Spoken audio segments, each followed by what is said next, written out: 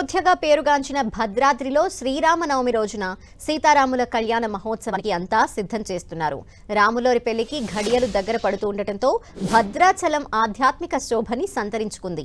Mithila stadium స్నానపు ఘట్టాలు, లడ్డూలు, తలంబ్రాలు, కళ్యాణ వేడుకని ఆద్యంతో రమణీయంగా తిలకించేందుకు భక్తులకు అన్ని ఏర్పాట్లు చేశారు. భద్రాచలం రామాలయం అభివృద్ధి కోసం ప్రభుత్వం 351 కోట్ల రూపాయలతో మాస్టర్ ప్లాన్ రూపొందించింది. పునరుజ్జీవ పనులకు ఈ నిధుల్ని మంజూరు చేసింది. దీంతో ఈసారి శ్రీరామనవమి వేడుకలు గతంలో కంటే మించి అంగరంగ వైభవంగా జరగనున్నాయి. భద్రాద్రి ఆలయ విశేషాలపై మరింత సమాచారం మా ప్రతినిధి సైదులు అందిస్తారు. సీతారాముల కళ్యాణ ఘడియలు సమీపిస్తున్నాయి. అందుకు సంబంధించిన ఏర్పాట్లు కూడా చకచక కొనసాగుతున్న పరిస్థితి. ఈ కళ్యాణానికి సీఎం రేవంత్ రెడ్డితో పాటు పట్టాభిషేకానికి గవర్నర్ రానున్నారు. దీనికి సంబంధించిన ఏర్పాట్లు ఎలా కొనసాగుతున్నాయో తెలుసుకునేందుకు మనతో భద్రాచలం ఈవో దామోదర్ ఉన్నారు. అది తెలుసుకుంది. సార్ చెప్పండి, కళ్యాణానికి సంబంధించిన ఏర్పాట్లు ఎలా కొనసాగుతున్నాయి? జై శ్రీరామ్ అండి. మనం ఈ నెల 20వ తారీఖు నిర్వహించుకున్నటువంటి కళ్యాణము, 28వ తారీఖు నిర్వహించుకునేటువంటి మహాపట్టాభిషేకం, వీటిని దృష్టిలో పెట్టుకొని మరి ఇప్పటికే మనకి అన్ని ప్రాంతాలలో కూడా వర్క్స్ అన్నీ కూడా పూర్తిగా వచ్చినాయి. మన గోదావరి ఘాట్ ఏరియా ప్రాంతంలో ప్రత్యేకంగా పెండాల్స్ ఏర్పాటు చేసి 4.5 లక్షల చదరపు అడుగులతోనే పెండాల్స్ ఏర్పాటు చేయడం జరిగింది. ఈ భక్తుల రద్దీ దృష్ట్యా మరి కళ్యాణం అయిపోయిన తదుపరి తలంబ్రాల డిస్ట్రిబ్యూషన్ కోసం ఈసారి అధిక సంఖ్యలో 80 కౌంటర్లు భద్రాచలం పట్టణంలో కూడా మొత్తం 15 ప్రదేశాలలో ప్రత్యేకంగా ఏర్పాటు చేయడం జరిగింది. వచ్చే భక్తుల రద్దీ దృష్ట్యా ప్రసాదాల డిస్ట్రిబ్యూషన్కి సంబంధించి కూడా మరి ప్రత్యేకంగా 20 కౌంటర్లు ఏర్పాటు చేసి భక్తులకు అసౌకర్యం కలగకుండా ఏర్పాటు చేయడం జరిగింది. అదేవిధంగా భద్రాచలం రాలేని భక్తులను దృష్టిలో పెట్టుకొని కూడా మనం ఆర్టీసీ కార్గో సేవలు, తర్వాత కోస్టల్ శాఖ వారి సేవల ద్వారా వాళ్ళు బుక్ చేసుకొని ఇంటికే తలంబ్రాలు పంపేటువంటి కార్యక్రమాన్ని కూడా చేపట్టడం జరిగింది. అది కాకుండా మనకి దేవస్థానం వెబ్సైట్ ఉన్నది, దాంట్లో కూడా ప్రత్యేకంగా తలంబ్రాలు బుక్ చేసుకోవడానికి కూడా ఏర్పాటు చేసి ఉన్నాం. అంటే జనరల్గా సీఎం షెడ్యూల్ ఎలా ఉంది సార్? ఎన్నింటికి వస్తారు? పట్టు తలంబ్రాలు, వస్త్రాలకు సంబంధించినవి ఎవరు సమర్పిస్తున్నారు? మనకి ఎవ్రీ ఇయర్ సంప్రదాయం ప్రకారంగా రాష్ట్ర ప్రభుత్వం నుంచి గౌరవ ముఖ్యమంత్రి వర్యులు పట్టు వస్త్రాలు, తలంబ్రాలు సమర్పించేటువంటి సాంప్రదాయం ఉన్నది. అదేవిధంగా ఈ సంవత్సరం కూడా మనకి సాంప్రదాయం ప్రకారంగా ప్రభుత్వం నుంచి వస్త్రాలు సమర్పిస్తారు. అంటే గవర్నర్ షెడ్యూల్కి సంబంధించింది అఫీషియల్గా ఎంతవరకు వచ్చింది సార్? నిన్ననే మేము గవర్నర్ గారు కలిసి వారికి రావాల్సినదిగా ఆహ్వానించడం జరిగింది. మనకి ఇక్కడ సాంప్రదాయం ప్రకారంగా 28వ తారీఖు మనకి మహాపట్టాభిషేక కార్యక్రమం ఉంటుంది. దానికి వారు రావడం జరుగుతుంది. జనరల్గా వేసవి ఎక్కువగా ఉన్న నేపథ్యం, ఇటు గోదావరిలో స్నానఘట్టాల దగ్గర ఎలాంటి ఏర్పాట్లు చేశారు?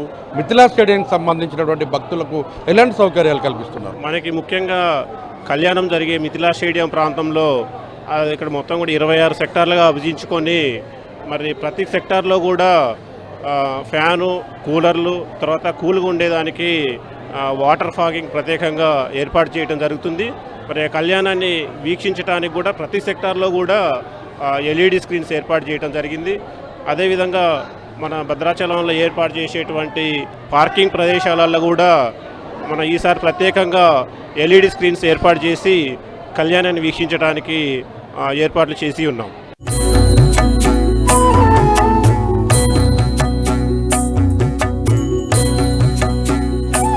భద్రాచల సీతారాముల కళ్యాణానికి వచ్చిన భక్తులకు అందుబాటులో ఉంచేందుకు ఇప్పటికే దాదాపుగా లడ్డూలను కూడా ఏర్పాటు చేశారు. 1 కాదు 2 కాదు 3 లక్షల మంది పైగా భక్తులకు సంబంధించి కూడా అటు తలంబ్రాలు, అదేవిధంగా లడ్డూలను అటు దేవాదాయ శాఖ అధికారులు ఇప్పటికే తయారు చేస్తున్నారు. మనం చూడవచ్చు, తయారు చేస్తున్నటువంటి లడ్డూల దగ్గర మనం ఉన్నాం. మొత్తంగా ఎక్కడ చూసినా కూడా గుమగుమ వాసనలతో ఆ యొక్క విశిష్టతను తెలియజేసే విధంగా లడ్డూలను కూడా తయారు చేస్తున్నారు. దాదాపు 21 కేంద్రాలను ఇప్పటికే కౌంటర్లను కూడా ఏర్పాటు చేశారు. 21 కౌంటర్లో కూడా భక్తులకు ఇబ్బంది కలగకుండా ఉండేందుకు లడ్డూలను ఏర్పాటు చేస్తున్నారు. ఒక్కొక్క లడ్డూ యొక్క మొత్తం కూడా పరిణామం సంబంధించి కూడా 100 గ్రాములు ఉండే విధంగా తయారు చేస్తున్నారు. 100 గ్రాములు ఉన్నటువంటి లడ్డు విలువకి సంబంధించి కూడా లడ్డు ఒక్కొక్కటి కూడా 100 గ్రాములు ఉంటుంది. ధరకు సంబంధించి పూర్తి స్థాయిలో కూడా 25 రూపాయల చొప్పున భక్తులకు అమ్మకం చేస్తున్న పరిస్థితి కనిపిస్తుంది.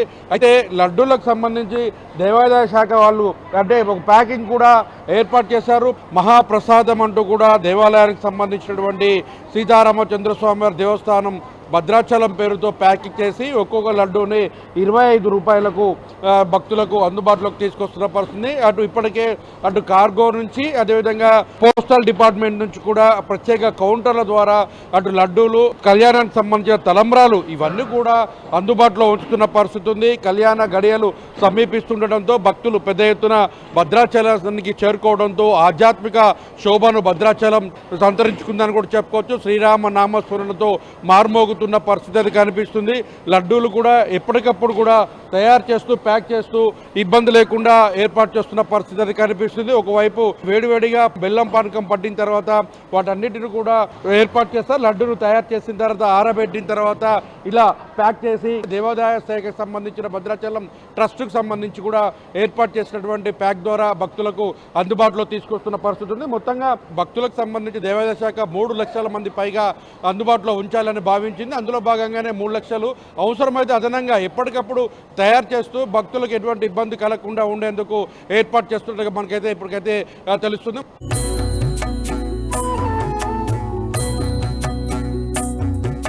సీతారాముల కళ్యాణానికి మిథిలా స్టేడియం ముస్తాబైతుంది. మనం చూడొచ్చు, ప్రస్తుతం మిథిలా స్టేడియంలో ఉన్నాం. ఇక్కడే ఇదే వేదిక మీద నుంచి సీతారాముల కళ్యాణం తంతు మొత్తం కూడా క్రతువు కొనసాగుతుంది. ఈ క్రతువును చూసేందుకు లక్షలాదిగా రామభక్తులు తరలి వస్తున్న పరిస్థితి అయితే కనిపిస్తుంది. ఇప్పటికే భద్రాచలం శ్రీరామ నామ స్మరణతో మొత్తం కూడా మార్మోగుతున్న పరిస్థితి అయితే కనిపిస్తుంది. భద్రాచల శ్రీరాముని కళ్యాణాన్ని తిలకించని కనులే కావని రామభక్తుల అపారమైన నమ్మకం ఉన్నటువంటి పరిస్థితి కనిపిస్తుంది. మనం చూడొచ్చు, మొత్తం ఆ ఘట్టం యొక్క విశిష్టతలు తెలియజేసేటువంటి మొత్తం కూడా కట్టడాలకు సంబంధించి అంటే ఈ మిథిలా స్టేడియంకి సంబంధించినటువంటి విగ్రహ కళ్యాణకు సంబంధించిన శోభ ఎలా కొనసాగుతుంది, ఆ క్రతువు యొక్క విశిష్టత ఏంటి అంటూ కూడా విగ్రహాల రూపంలో ఇక్కడ చెక్కబడినటువంటి పరిస్థితి ఉంది. గజేంద్రుడితో పాటు అక్కడ జనక మహారాజు, సీతా దేవికి సంబంధించి, రాముడికి సంబంధించినటువంటి ప్రతి కళ్యాణ ఘట్టం ఎలా కొనసాగుతుంది అనేది తెలియజెప్పే విధంగా అర్థం మొత్తం కూడా భక్తులకు తెలిసే విధంగా ఈ మొత్తం మిథిలా స్టేడియం మీద చెక్కినటువంటి అపురూపమైనటువంటి శిల్పాలను మనం చూడొచ్చు. మనం చూస్తున్నాం సెక్టార్లకు సంబంధించి కూడా 150 రూపాయల నుంచి కూడా 3000 రూపాయల వరకు కూడా సెక్టార్లను ఏర్పాటు చేశారు. మొత్తం 21 సెక్టార్లకు సంబంధించి కూడా మొత్తం ఏర్పాటు చేశారు. ఎక్కడికెక్కడికి ఎల్ఈడి టీవీలను కూడా ఏర్పాటు చేసి కళ్యాణ క్రతువు నేరుగా చూడలేనటువంటి వారంతా, దూరంగా ఉన్నటువంటి వారంతా కూడా పూర్తిగా చూసేందుకు ఎల్ఈడి టీవీలను ఏర్పాటు చేశారు. వేసవిని దృష్టిలో పెట్టుకొని వేసవి యొక్క సంబంధించి భక్తులు ఎక్కడ ఇబ్బంది కలగకుండా ఉండేందుకు కూలర్లను ఏర్పాటు చేస్తున్న పరిస్థితి అయితే కనిపిస్తుంది. మొత్తంగా ఆధ్యాత్మిక శోభను సంతరించుకున్నటువంటి పరిస్థితి కూడా కనిపిస్తుంది. మొత్తం గతంలో మనం చూసాం, ఇదే కళ్యాణ వేడుకకు సంబంధించినటువంటి షామియానాలు పూర్తిగా కిందికి ఉండేది. కానీ ఈసారి మాత్రం సెటప్ మొత్తం కూడా శాశ్వతంగా ఉండేందుకు షామియాలు ఏర్పాటు చేస్తున్న పరిస్థితి అయితే ఉంది. అయితే ఇక్కడ మనం చూడొచ్చు, షామియాలకు సంబంధించి కావచ్చు, సెక్టార్లకు సంబంధించిన కూడా పూర్తిగా సీసీ కెమెరాలను కూడా ఏర్పాటు చేశారు. ఈ సీసీ కెమెరాలలో ఎక్కడ ఎలాంటి సంఘటనలు, అవాంఛనీయ సంఘటనలు కూడా జరగకుండా ఉండేందుకు మానిటరింగ్ చేస్తున్న పరిస్థితి. అటు ఎస్పీ ఆఫీస్కి, కలెక్టరేట్తో పాటు మొత్తంగా సబ్ కలెక్టర్ ఆఫీస్ కూడా అనుసంధానం చేసిన పరిస్థితి అయితే ఉంది. వీటన్నిటిని కూడా సీసీ కెమెరాలతో మొత్తం కూడా పర్యవేక్షణ కొనసాగిస్తున్న పరిస్థితి అయితే ఉంది. మొత్తంగా ఇక్కడ లక్షల మంది భక్తులు వస్తున్న నేపథ్యంలో పార్కింగ్కి సంబంధించినటువంటి సమస్య తలెత్తకుండా ఉండేందుకు పార్కింగ్ ప్లేస్లను కూడా ఏర్పాటు చేశారు. ఈ పూర్తి స్థాయిలో కూడా క్యూఆర్ కోడ్లను కూడా ఏర్పాటు చేశారు. ఆ క్యూఆర్ కోడ్ ఏర్పాటు చేయడంతో పాటు అటు పోలీసులకు సంబంధించి కూడా పెద్ద ఎత్తున, ఎందుకంటే ఒకవైపు మావోయిస్టు ప్రభావిత ప్రాంతం కావడం, అదేవిధంగా ఇక్కడికి సంబంధించి మావోయిస్టుల అటు కేంద్ర ప్రభుత్వం విధించిన గడువు మార్చి 31 కావడంతో ఎక్కడ కూడా ఇబ్బంది కలగకుండా ఉండేందుకు భారీ బందోబస్తు దాదాపు 2 నుంచి 3 వేల మంది పైగా పోలీసులను కూడా ఏర్పాటు చేసిన పరిస్థితి కనిపిస్తుంది. ఓవరాల్గా సీతారాముల కళ్యాణానికి సంబంధించిన గడియలు మరికొన్ని గంటల్లోనే కొనసాగుతున్న నేపథ్యంలో ఈ కళ్యాణాన్ని తిలకించేందుకు అటు తెలంగాణ, ఛత్తీస్గఢ్, ఆంధ్ర, ఒరిస్సా, మహారాష్ట్రకు సంబంధించి దాదాపు 5 రాష్ట్రాలకు సంబంధించినటువంటి పెద్ద ఎత్తున కూడా భక్తులు తరలి వస్తున్న పరిస్థితి. మరోపక్క గోదావరిలో అంటే భక్తులు 2 రోజులు ముందుగానే భద్రాచలానికి చేరుకోవడంతో ఆధ్యాత్మిక శోభను సంతరించుకున్న పరిస్థితి కనిపిస్తుంది. భద్రాచలంలో పుణ్యస్నానాలను ఆచరించినటువంటి భక్తులకు అక్కడ ఇబ్బంది కలగకుండా వస్త్రాలు మార్చుకునేందుకు ప్రత్యేకించి ఏర్పాట్లు కూడా చేసిన పరిస్థితి ఉంది. భక్తులకు కూడా ఇబ్బంది కలగకుండా అక్కడ ఉన్నటువంటి వారందరూ కూడా ఏర్పాటు చేస్తారు.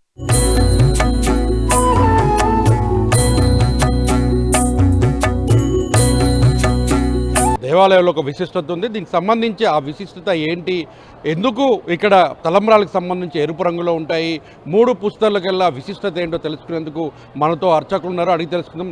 సార్, ప్రధానంగా ఒక విశిష్టత ఉన్నటువంటి భద్రాచలంలో కళ్యాణానికి సంబంధించిన తలంబ్రాలు ఎరుపు రంగులోనే ఎందుకు ఉంటాయి? మిగతా దేవాలయాల్లో మిగిలిన డ్యాంలో పసుపు రంగులో ఉంటాయి, ఇప్పుడు ఎరుపు రంగులో ఎందుకు ఈ కళ్యాణానికి తలంబ్రాలను తయారు చేస్తారు? శ్రీరామాయ నమః, శ్రీమతే రామానుజాయ నమః. భద్రాచల దివ్యక్షేత్రం దక్షిణ అయోధ్యగా బసిల్లే గొప్ప దివ్యక్షేత్రం. ఈ దివ్యక్షేత్రంలో మనకు 2 ఉత్సవాలు చాలా గొప్పగా ఘనంగా జరుగుతాయి ప్రతి సంవత్సరం.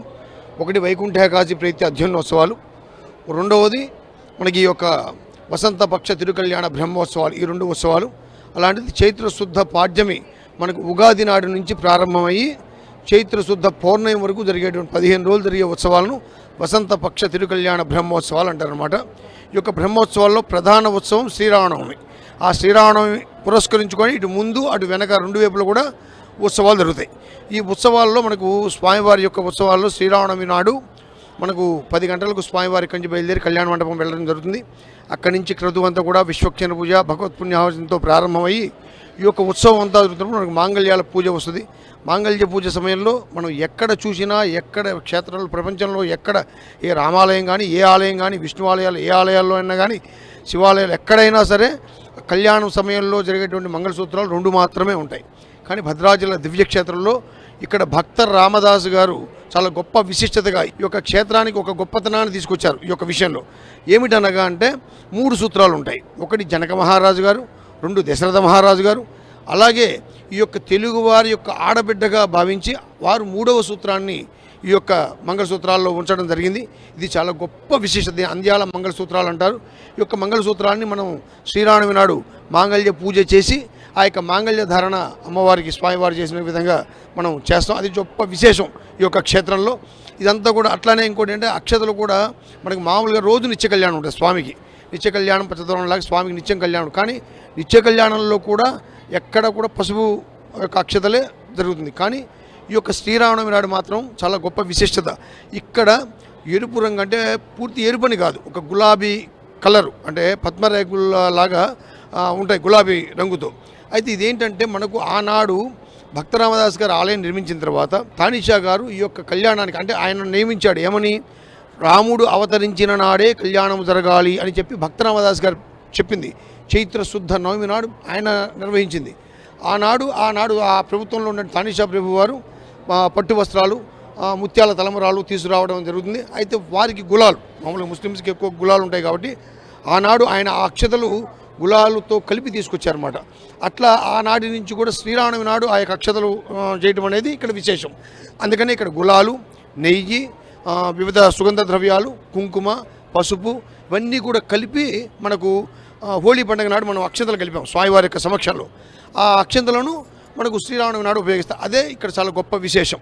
కాబట్టి భద్రాచల క్షేత్రంలో జరిగేటువంటి ఈ యొక్క శ్రీరామనవమి ఎంత గొప్ప విశేషమో మరునాడు జరుగుతుంది పట్టాభిషేకం. అంటే రాముడికి మాత్రమే ఉండేటువంటి ఏకైక ఉత్సవం, ఏ దేవుడికి లేదు. అంటే మిగతా కళ్యాణం, శివ కళ్యాణం ఉంది, రామ కళ్యాణం, వెంకటేశ్వర కళ్యాణం, నరసింహ కళ్యాణం ఉన్నాయి. కానీ రాముడి కళ్యాణం విశేషం. కానీ రాముడికి మాత్రమే ఉండే గొప్ప విశేష ఉత్సవం పట్టాభిషేకం. కాబట్టి భక్తులంతా కూడా ఈ యొక్క 27న జరిగే శ్రీరామనవమి, 28న జరిగే పట్టాభిషేక మహోత్సవాలు 2 కూడా తిలకించి రామానుగ్రహాన్ని పొందవలసిందిగా కోరుతున్నాం. కెమెరామెన్ విజయ్తో సైదులు, 10 టీవీ, భద్రాచల దేవాలయం నుంచి.